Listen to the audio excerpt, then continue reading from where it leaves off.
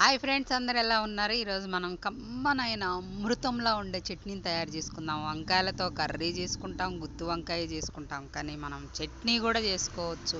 ఎంతో tasty tasty chutney. అందులో కావాల్సిన పదార్థాలు చూద్దాం. ముందు కొంచెం ధనియాలు, కొంచెం శనగపప్పు, కొంచెం మినపగుండ్లు, కొద్దిగా జీలకర్ర, ఆ తర్వాత టమాటాలు కొద్దిగా, అందులో ఒక నిమ్మకాయ సైజ్ అంత చింతపండు, ఎండుమిర్చి కానీ పచ్చిమిర్చి కానీ, కొంచెం అల్లం ముక్కలు వేసుకుంటే, కప్పు కొత్తిమీర. కొత్తిమీర వెరీ వెరీ ఇంపార్టెంట్, చాలా టేస్టీగా ఉంటుంది.